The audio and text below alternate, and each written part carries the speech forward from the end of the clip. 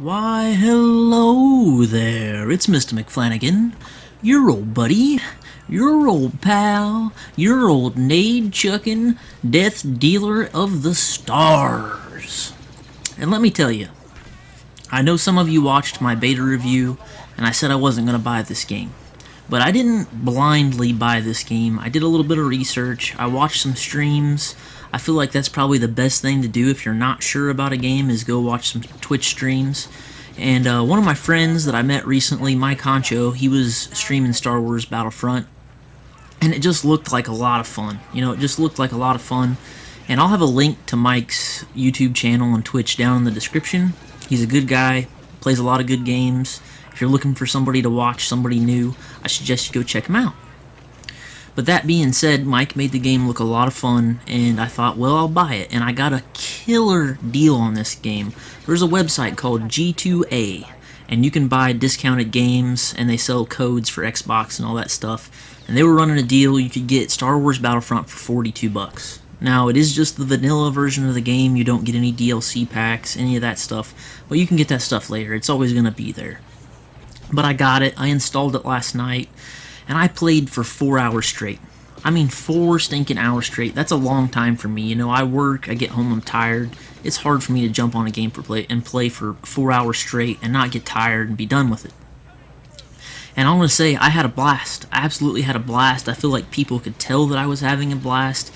At one time, I had about 5 people watching, you know, which is a lot for me. I don't get a lot of viewers on Twitch. You know, I got a decent following on YouTube, but I don't get a lot of viewers. But I think people could tell that I was having fun, and they were responding to it. So I think this is going to be a game that I'm going to stream quite frequently. And if you guys would like to go check my Twitch channel out, there also will be links down in the description, okay? Go check me out if you want to come hang out. It's a personal way to talk to me, ask me stuff, whatever. You people know all this. But let's get into the reason that I bought this game. And I hate to do this, but a lot of commentators, they'll take a game that they've uploaded for a long time and they'll compare it to another game. And I hate that, but it must be done. There's a lesson to be learned here. As you know, Black Ops 3 just came out, and I think it's a really good game, but there's some huge downsides to that game, and the things that I'm talking about, I think Battlefront doesn't have. And one of those things is the extreme amount of aim assist that is in Black Ops 3. I feel like everybody has perfect aim. Every time I watch a kill cam, the guy has like aimbot. And you know, that takes a lot of the skill out of the game. It causes there to be almost no skill gap. And it made me feel like I wasn't even good at Black Ops 3. I felt like, you know, like I hadn't been playing video games the last 11 years, which I have. You know, I've played first-person shooters since I was a teenager, and I'm 30. And when I played Black Ops 3, I felt like a scrub. I just did, and it's not because the players are so good. It's because the connections are so bad, and the amount of aim assist. I have no idea what they were thinking in that game, if they wanted everybody to feel like a pro or something, but that's how it is. Now, Battlefront is the complete opposite of that spectrum. There's very little aim assist. I mean, there is aim assist, but it's very little. And I feel like I can outplay other players in this game with the lack of aim assist. And also, you have to lead your shots. Your bullets don't go exactly where you want them to go. Well, not really bullets, but your laser beams don't go exactly where you want to go. You actually have to lead your shots. And it gives the game a very nice feel. And you feel like you can win a fight, you know, with your skill, not just with your connection.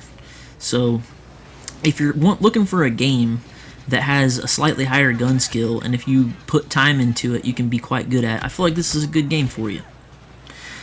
Now, another thing that I've been having trouble with in Black Ops 3 is the connections. But you ain't got to worry about that in this game, because this game has dedicated servers. Now, that's one thing that EA always does, is they pony up the money for dedicated servers. You can say what you want about EA. You can say they're money whores.